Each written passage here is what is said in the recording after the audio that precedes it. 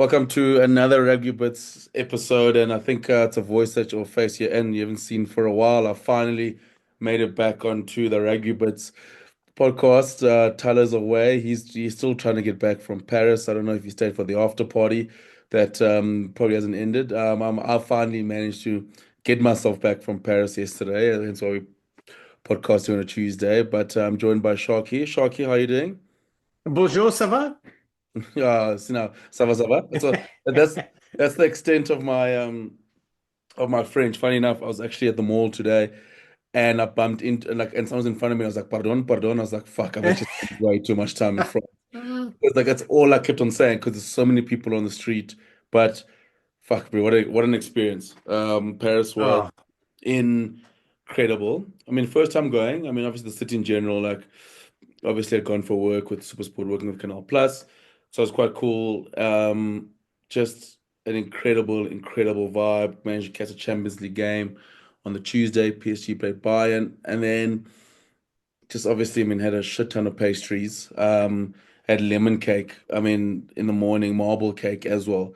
Listen, yes. like I don't advocate cake for breakfast, and I'm a big old. I love me a snack at breakfast, but yesterday that was another level. It was like Toulouse sausage as of a breakfast. Every day I had that. That was no, it's proper. Cold meats. I mean, croissants, baguette. But my favorite thing about France is seeing like random people. Like first couple days, I was like, I was just walking around, just breaking bread and just chowing it. And I was like, no, it's a baguette. And I'm like, what?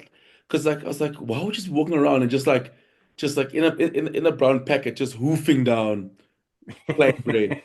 And then I got a fresh baguette, and I was like, oh my goodness. Like I get all the hype, but France was good. I mean, the stadium. I mean, Stade de France is probably like one of the best stadiums I've been to. I mean, it was sold out on Saturday. It's like 80,000 fans. I think I've never Is watched. it is it as big as it looks? Yeah, it's big. And it's like a cauldron. I think in South Africa, I mean, I've been, Ellis Park's the biggest stadium. That's probably like, what, 70,000, I think. But I think that was probably the biggest crowd I've been involved in. Definitely the loudest. I mean, when the anthem started, like, it's just, when I must say, I mean, South Africa, I must say, shout out to the Springbok fans because we're outnumbered, but we were loud. And maybe because also we had no like backing vocals, but during the anthem you could hear the South Africans in the crowd, so it was like lekker. And then La Marseillaise came on, and it just went to another level. And also the best thing is like it always starts off like a little bit slow, and then once it gets going, and like once the a cappella hit and they go to that mass, oh, it was. Like I had goosebumps. I still got goosebumps. It was one of the loudest. And like I didn't record it because I wanted to actually feel it. Like, and it Yeah, was yeah.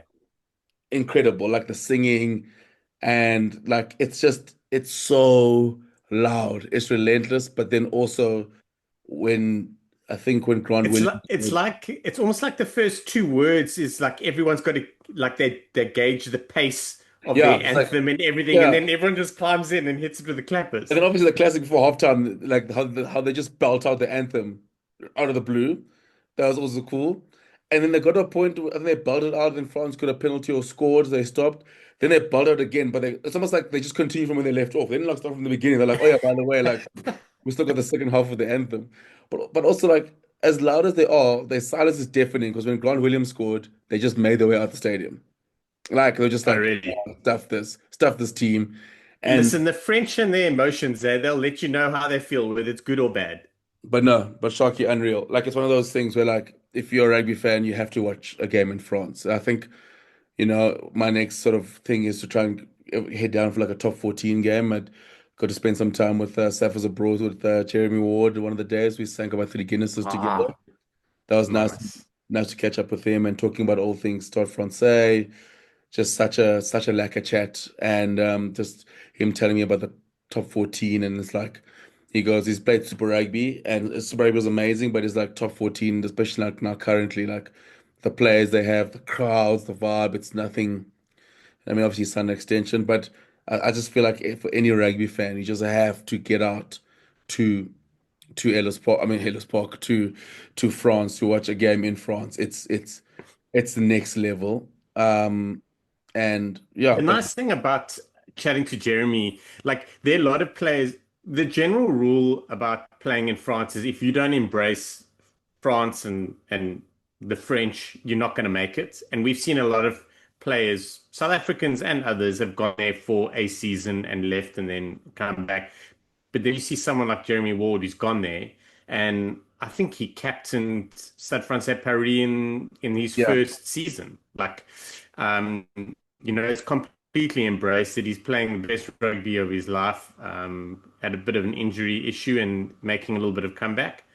I mean, But also it must have been you amazing must chatting to him and listening to it. you must hear him talk French. I mean, he's part of the culture, and I think was it Wednesday night? Oh, geez, had one of the best nights.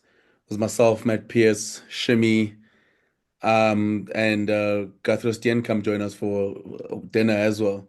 Oh, just had bottles of wine, steak, and just rugby stories. Guthrie talking about France, talking about the game. Just one of the best evenings.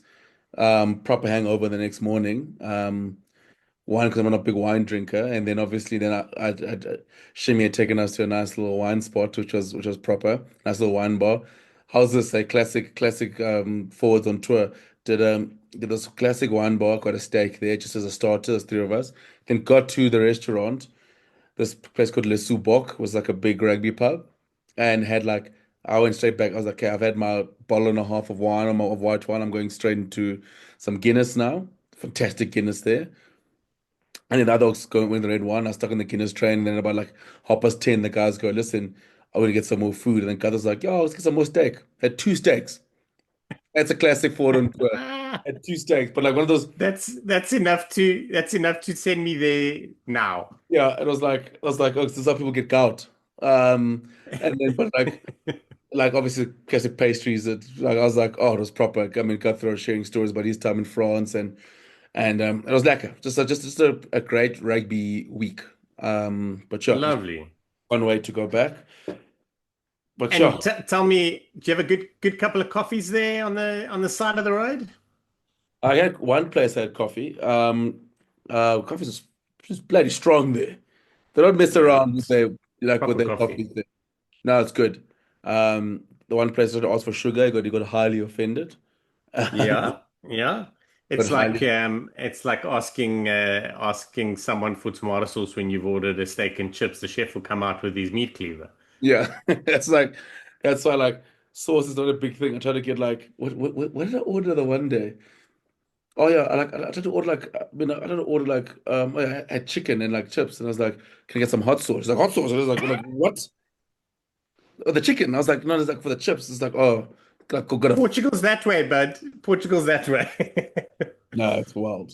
But we got to talk about the reason why I was down there for the rugby, an incredible performance from the Springboks winning 32-17 over France. Halftime score, France was leading 14-13.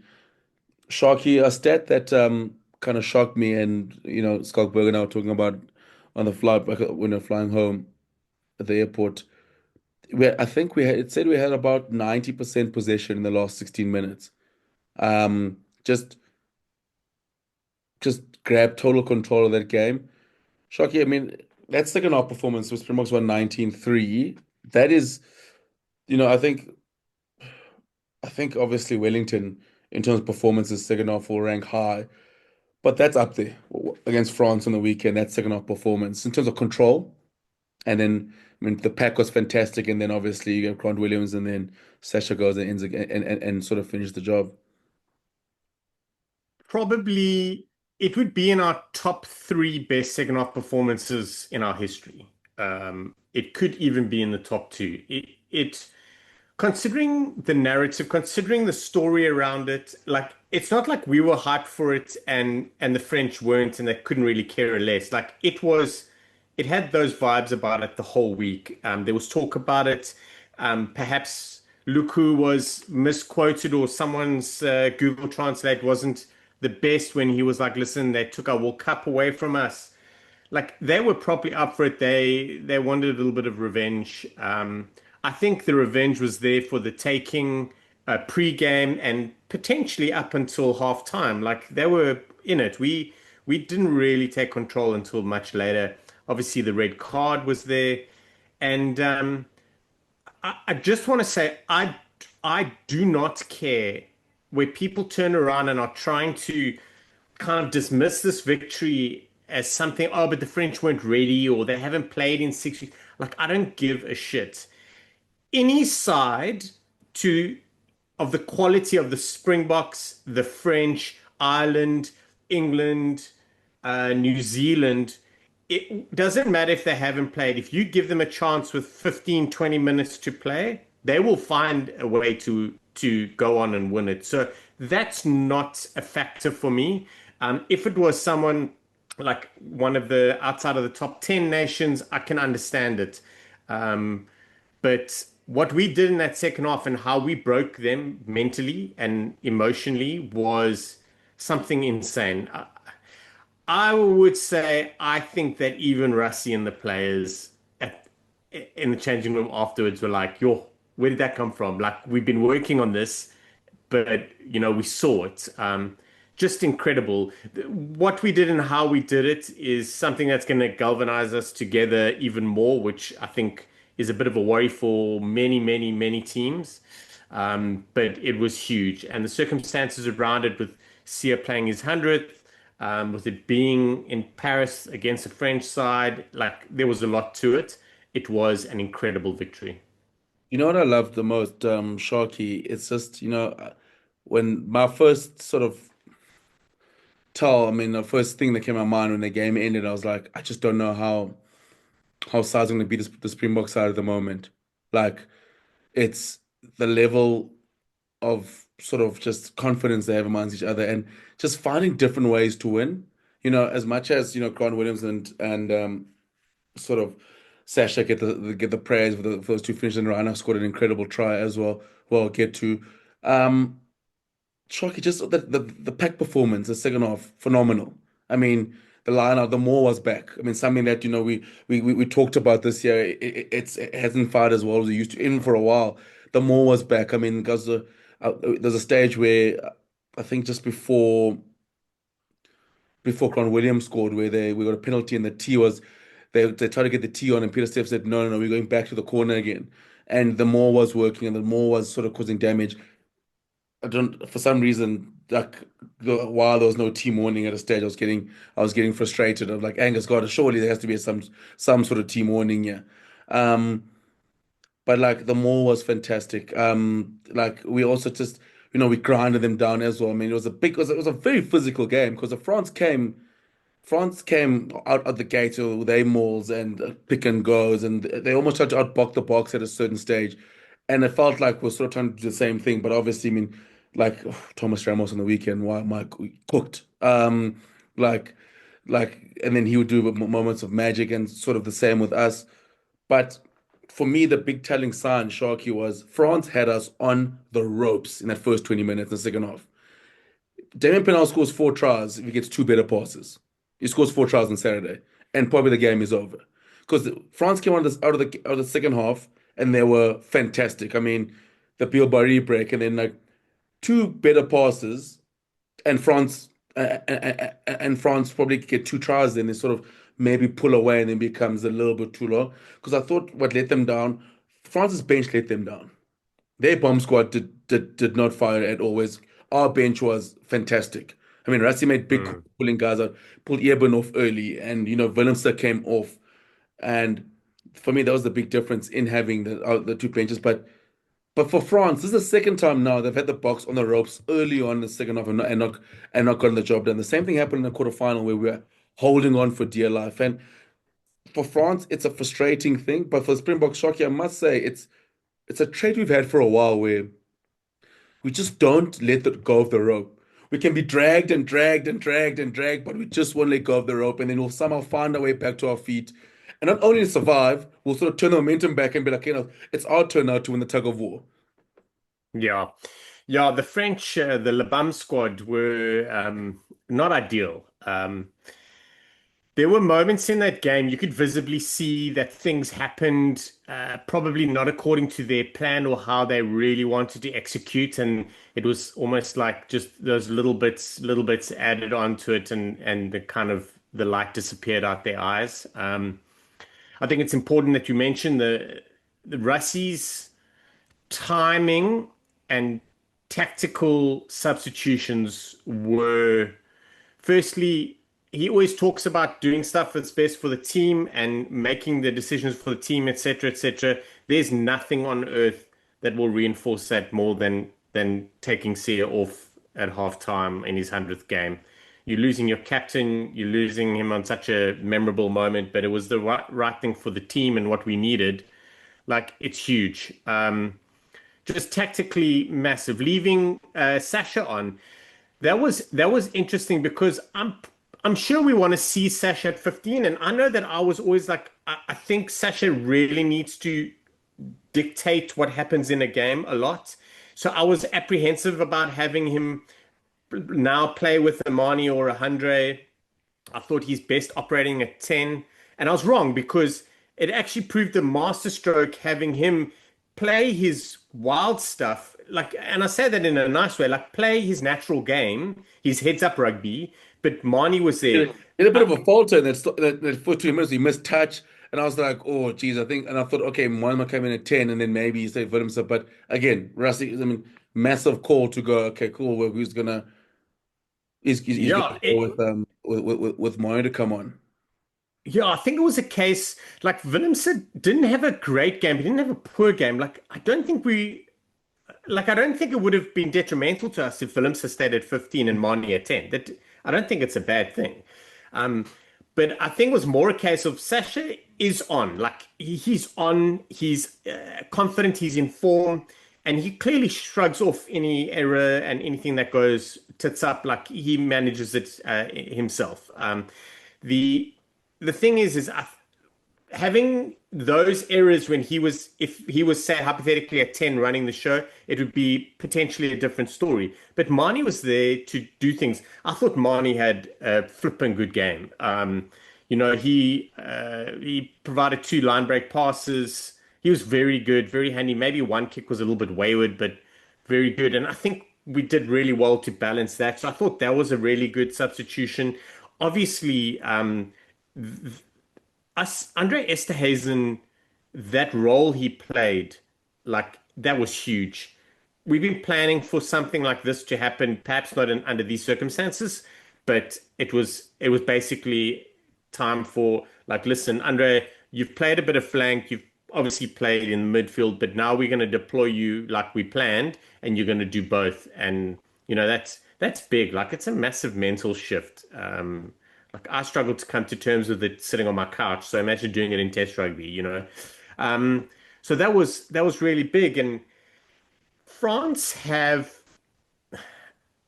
it's almost like we always knew that we broke them in the 2023 World Cup. They had a poor 2024, and their 2025 was the year that they've made a little bit of a comeback.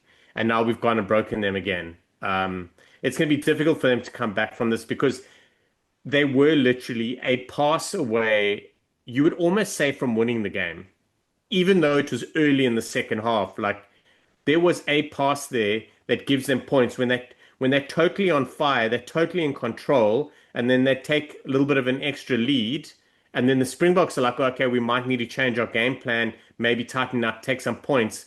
That all matters, and they couldn't pull it off. So yeah, that's a big thing. But incredible, incredible game. I do want to say, I think Gardner had actually a flipping good game.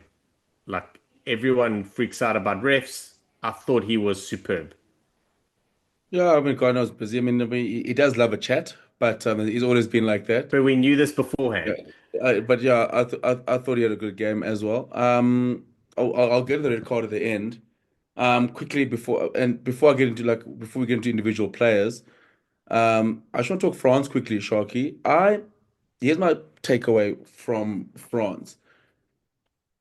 It's very for me with France, the biggest thing now they knew hurdles the Springboks. They're done with the All Blacks now. They used to be the big hurdle. They can. I think they'll beat them. I think they'll beat them tomorrow. And I think they'll beat them. I think they'll beat them on a Tuesday. I think they'll beat like I think they can roll a bit and beat the All Blacks now. They've crossed that hurdle. And I know the French fans are a bit despondent. I do think they'll be fine. It's again, it's they just have to. One thing that you learn about the Springboks, because France also a massive momentum side. They're very good at, once they got the momentum, the positive, and they get a few tries in, they can easily go two, three, four tries. You blink, oh shit, we 25 points. They've, but then the problem is now is that when they don't take those chances, the Springboks are probably the best side that can put them to shreds, and that's when they lose heavily. Ireland did that to them a couple of years ago in Ireland when France played well. They took their chances, and then thing with France is once they can also fall apart because they can also crumble quite quickly if they push to that point. And I know people go like, "Oh, same old France." Like, no, no, it's not the same old France. But this side is that you need a very, very good side to get them to that point, like where the Springboks got them. But in that game, the Springboks, the two games there especially the World Cup quarterfinal where it's Eben doesn't make that stop and France scores there. That game is done early on. Again, it's two bad passes to Peno. They don't score. Open trial. I mean, Peno is about to score. Like open trial and one final pass. They don't make it. They make the error. A knock on again where Miafar was be like, does you hold on there? So it's like it's all those little things. But the Springboks punish them. Maybe in Italy or if they play against maybe in Australia, they can squeeze in one more chance and sort of hold on. So I'm not too panicked. And obviously, you're missing Crow, you're missing DuPont, and you've got Mofana's not there. So I mean, they still got the depth, But so I'm not too panicked about France. But they do need to find. Do you agree with me, Shoki, in saying that? I still think they're the second best side in the world in terms of like if you tell me the World Cup now, who's the Springboks' biggest threat? I still think it's France, and I just think the biggest thing for them is now is that hurling and Springboks is they've got to put the Springboks away when they get a little bit of momentum. At the moment, they're just not doing that. Yeah, you've nailed it because they compound their errors. Like it becomes an issue for them mentally when they're on top and they don't score. You see the heads drop. Like we've seen it with inexperienced sides, where sides are like Scotland, where they're going to get a win against New Zealand for the first time ever on home soil. It feels, well, definitely Murrayfield, but like it matters. And the thing is, France also know the thing that makes it worse is forget about like managing themselves and owning the space and like moving forward. They know that the Springboks are not going to give them that chance again. Like when they make that error, and they turn around and the Springboks are sitting there getting ready to scrum, the Springboks don't have a problem scrumming 5 meters out from their own line. They don't have a problem a penalty deep in their 22 to kick and clear, manage the line out. So that's the thing. Like it's a confidence thing, and it's the kind of thing that you only overcome once you do it. And they have to do it against us. I would go as far as saying they need to do it against us twice, in a row almost, like or a really tight game that matters. So yeah, it's a bit of an issue for them. I do feel they need to evolve a couple of little spaces. They're getting dangerously close to where Ireland are, where they are perhaps a one-trick pony and they're not going to evolve their game. And I'm saying this not by what can be seen, but it's just kind of like what happens, like what are we going to do? Like what's plan B? So they'll need to do it. They've got the players to do it. They've got the the beef to do it, and they've definitely got the brawn. So it's something that they can work on, but it also doesn't help that they are so disjointed in that they play their first choice side twice a year. Um, there will be a time where they're going to need to put the big boys together for an extended period of time, but it's unlikely that it's going to happen because I read on socials today that there's like an agreement between the national side and the LNR and like top 14 about giving guys some rest. and that's always between June and July. So, there's time to blood players and integrate the new crew, but there's also a time when you need continuity. Yeah. So how they balance that moving forward is going to be vital for them. Big one, Sharky. Last one on France. Some of the questions that popped up. Do you think Galtier is taking them as far as he can with all that talent at disposal? I want to say no. I quite like him, and I think he's good, but he's French and they are French. So like they could blow up any second and Yeah. DuPont could take over coaching for the next 8 months and then they go into a World Cup final or something. We've seen this before. So like I don't think Galti has taken them as far as he can take them like someone like perhaps Gregor has taken Scotland, if I may. Like there's that. I believe there's more. It's just more maybe the uh, what's it? Not frustration, but when you get a little itchy. I Yeah. think if they start getting itchy in camp and they're getting a little bit like frustrated with the way things are going, and then he starts losing guys. As long as everyone's buying in all the time, and he keeps important people happy without sending them or want them going back home to La Rochelle because they want to feel like a family again joke, the tisk tisk, but like there's a whole bunch of stuff that's simmering, which makes me think that potentially yes, but I don't think he's run out of ideas. I think if he keeps everyone happy, I think he's definitely got the ability to send them further. Like I don't think he's reached his ceiling in Test rugby with this French side. No. Yeah, and me too. I just think, yeah, I think, yeah, you're right. I think, I mean, he's done everything but beat the Springboks, and unfortunately, that's been his frustrating and one sort of really bad year in 2024, where they just kind of just all fell apart. Talking players now, and talking Springboks especially, and players of the match. I know Sasha got man of the match on the weekend.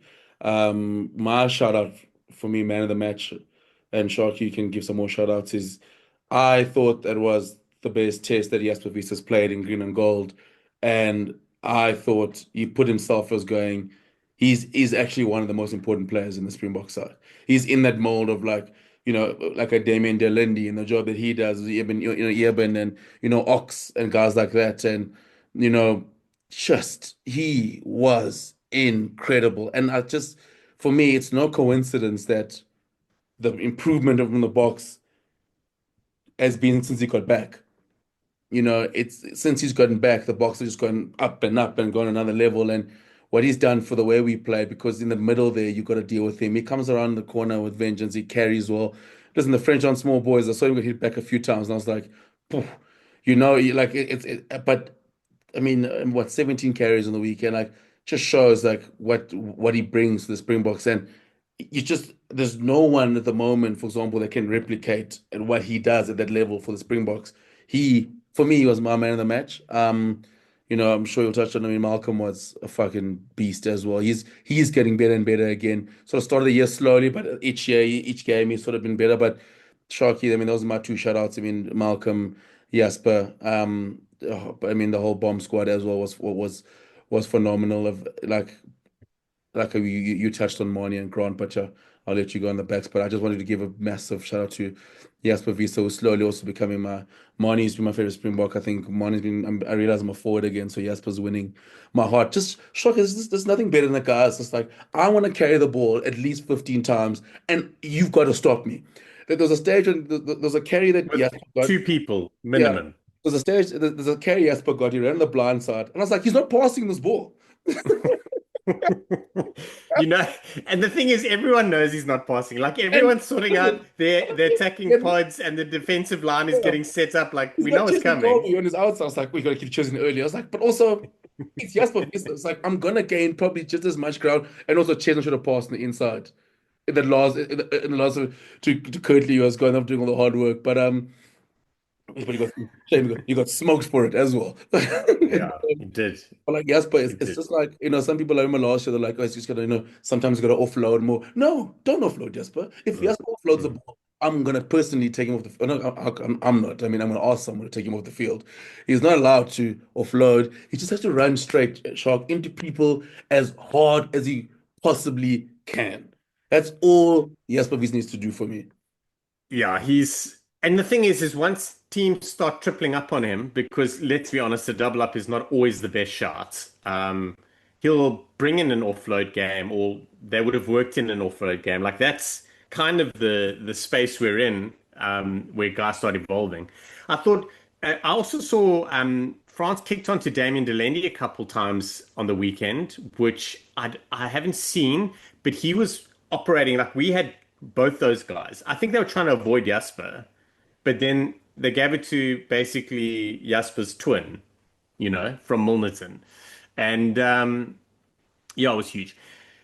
All of those haters for Jasper Wiese have very much quietened down. That is the key thing for me. Like they're often like a player that you don't particularly like, he might have a good game, and then you can see another player having that style of game, another option, or perhaps your favorite. Can't really see that right now with anyone. So, like Evan Roos is definitely quite a different player. I think Chucky is probably the best Mm. that we're going to look at, and I hope we do get to look at him.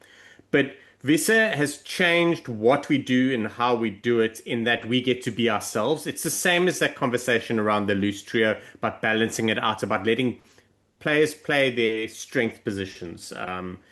And he's pulling two guys every time, and it's almost like whenever he makes it like contact, like his power goes up. You know that little power bar in the corner, like it elevates up a little bit. Um, so good. I thought Malcolm Marx, between Jasper Wiese and Malcolm Marx, was man of the match for me. Malcolm Marx had his best game for the Springboks in a very long time, even when he was on form. And that's purely because he went the whole 9 yards. He also, I speak under correction, but 100% line out. Maybe he missed one out of the 14 or 16 that we did. Like, but I mean, it's minor.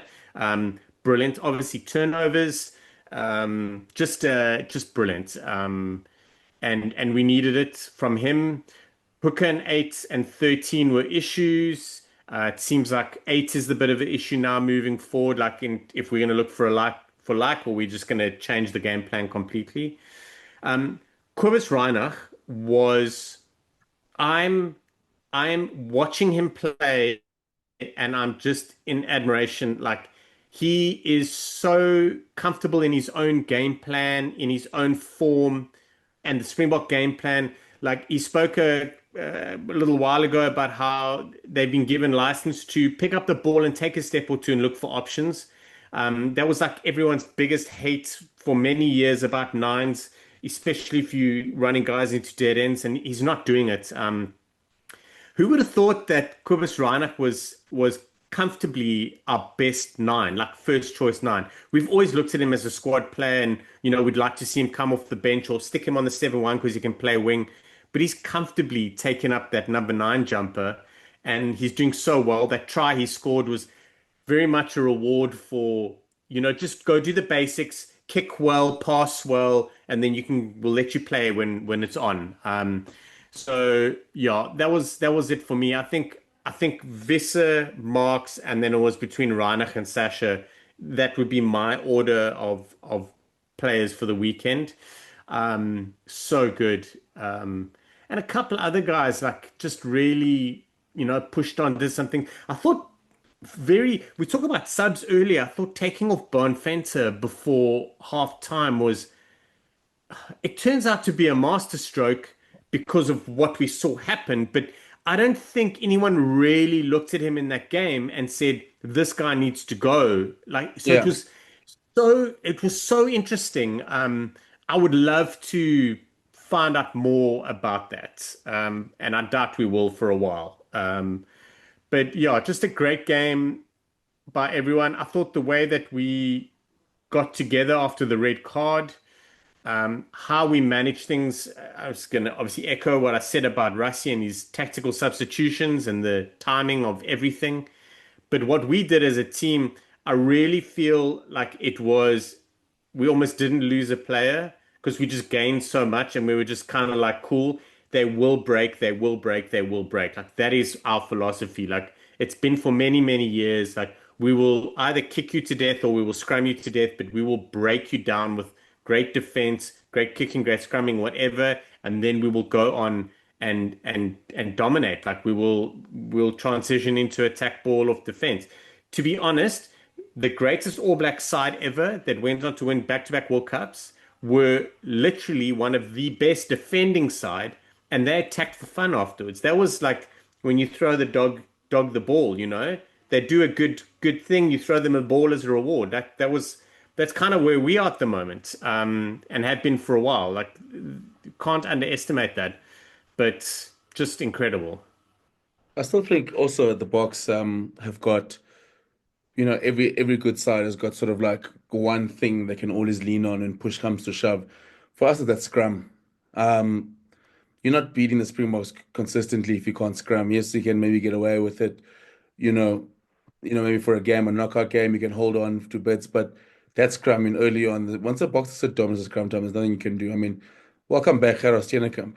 I mean, Volkolo is at the moment is Once the ref looks at the Springboks and goes, "Whew, you guys are looking good," that's game Yeah, over. yeah, 100%. Like you could see that the first scrum penalty the French could have conceded was you could see they were trying to get a channel one ball, but the ball just got stuck in between the lock and the eight man's feet because they're just rolling backwards, so they couldn't actually get the ball in time. But the box scrum is like it's the ultimate cheat code. I mean, like it's like there's not much you can do about it, and the way they're going, and once they get momentum, you're pretty much done. And the box, no, it gets them out of danger. So they don't mind scrumming their own no, because they know that it can get them out of danger penalty.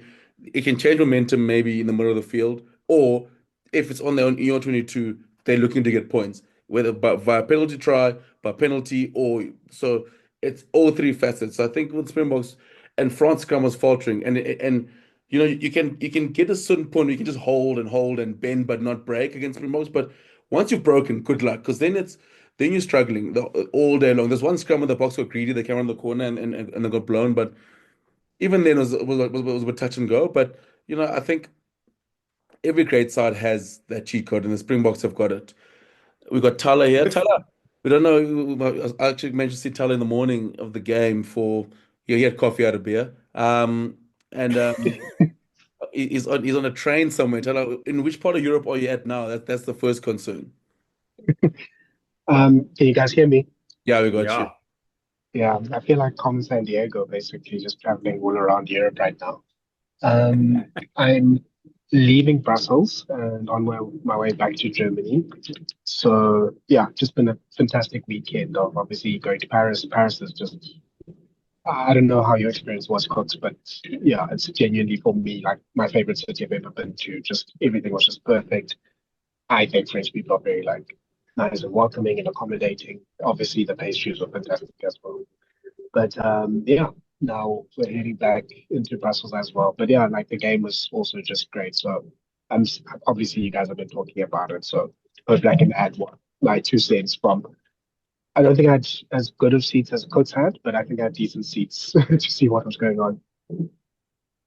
Tell us, we're talking about now. What's your big picture takeaway from the Springboks and their performance on Saturday?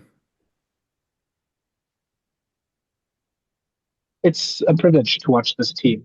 I think it is genuinely, it has genuinely become like it's stamped itself as a historical team, one of the best teams that I think we've ever seen in rugby. Just the way that they just squeeze and squeeze and squeeze, and then like you guys were talking about, sort of the dams burst at some stage, and then they can just pile on some points, like we saw against New Zealand as well. Like that's just the hallmark of this team. Like you just have zero let up with the Springboks, and you have so little opportunities to take if you want to actually, get a win against them. And I think France was saying, like, look, we had opportunities the first half, we had opportunities that first 20 minutes of the second half. We didn't take them. They took them. They were brutally efficient in the last quarter, and that's why they won. And that's the thing with the Springboks. You can't just kill the Springboks. You have to chop the head off and bury it deep under the sand. And yeah, until teams learn how to do that consistently, they're not going to beat them, unfortunately. Like, I mean, there's a lot of context there's a big part of me that thinks I don't think France has too much to worry about, apart from, as you talked about now, like they need to find solutions with the scrum. They need to find, I think, just teams in general just need to find a way to not concede more than like three scrum penalties. Like that's now like the standard. Like you'll take three. Like if it's more than that, that's obviously a problem. And then they just need to really work on like the kicking and the aerial game. But I don't think they're too far off. But the Springboks, even if they weren't necessarily performing at like 10 out of 10 for the whole game, if they can just absorb pressure and just make sure you don't take your chances, if they're in within 10 points in the second half, that's enough for them. You need to almost build like a 20 odd point lead if you want to have a win against them, which is why that's first 20 minutes of the second half when France didn't score once, and I think they needed to score at least 10 points. They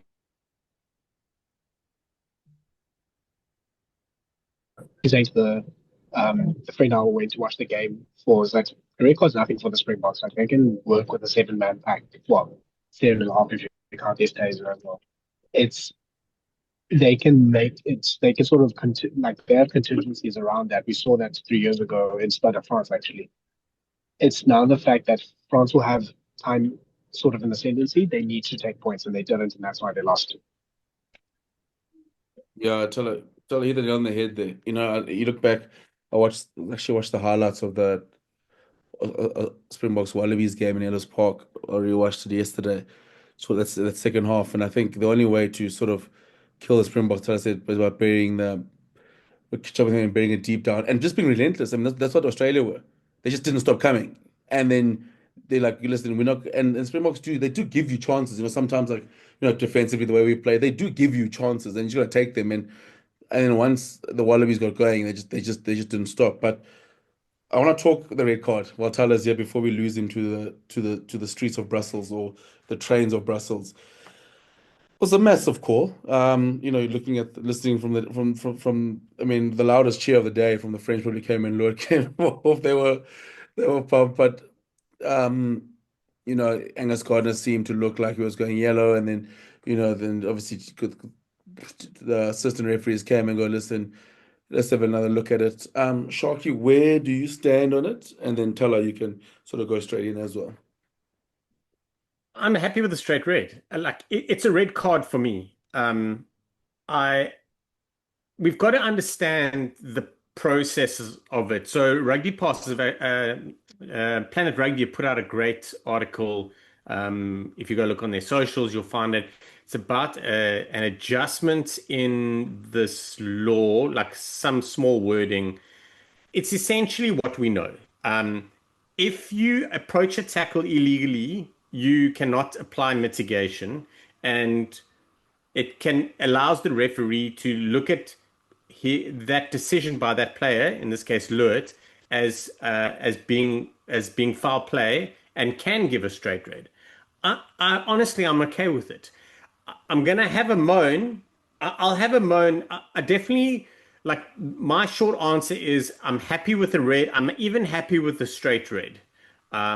But I do definitely want to let Thala have a chat about it because I'm gonna have a big moan and I'm scared we might lose him to a tunnel somewhere. I don't want to hold Sean too much from his moan. Look, I mean, obviously I was at the stadium, so there's a like the first thing is I don't know how many replays of that incident that they did on the stadium screen. I was just like, so I was Really? literally, yeah, I was sitting with my friend, and we were like, the first shot, we were like, oh, okay, yellow. Then they just kept playing it. We were like, oh, okay, Lutz might not be playing like before a few weeks now. And it just kept coming and coming. And I was like, I don't know what Gardner and the first place aren't seeing that they haven't seen in the first like 18 replays when they had to see another 25. So obviously, crowd is now frenzied. Um, it looks obviously worse and worse. Obviously, the tucked in shoulder, like it's just sort of caught red-handed. So I mean, I don't think you could in that context. I don't think you can argue with the call.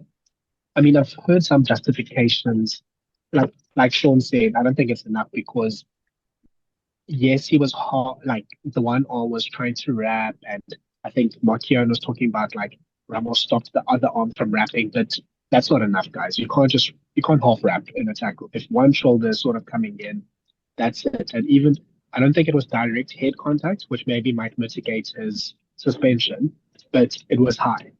And yes, he was bending. Yes, he was sort of it was a dynamic situation.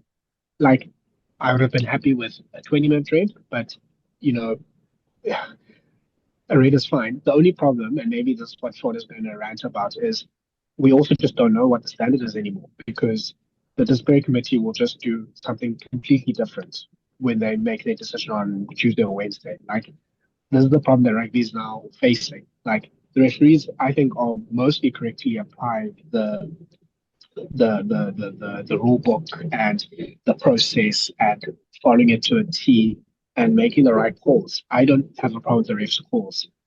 I have a problem with the disciplinary committee now going, oh, it's a rugby incident, or Bowden Barrett said something nice, or Ramos wrote some nice letters, so now it's not suspension. That just doesn't make sense. So now we might have now another situation where, the on-field decision is right.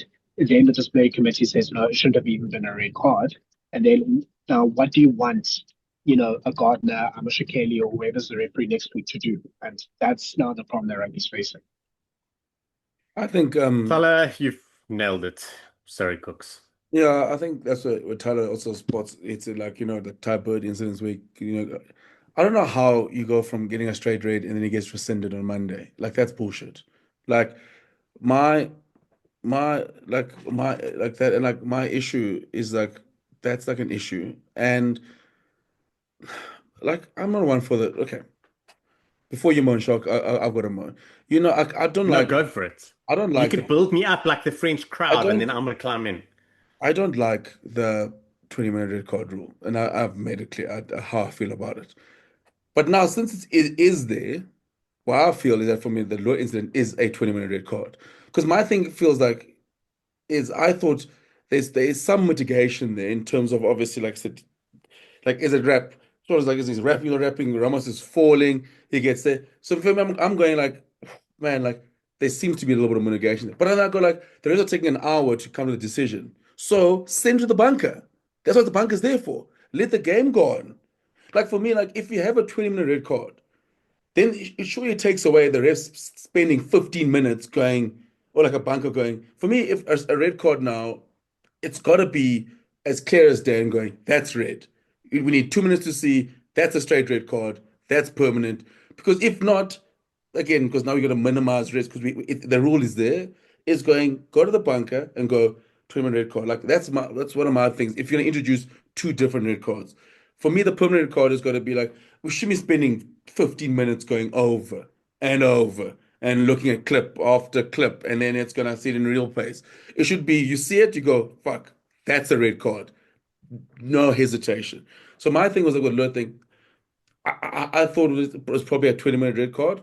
I thought it should go to the bunker. See, that's what I thought the bunker was there for. Like to go, listen, speed of play, the rest. Because I think if you do go to the bunker, then the team are gonna look and go like, listen, Ox, this actually like looking at it again, this actually is actually going to probably say increase even more than what a 2-minute card is. That's what I thought. I still thought there was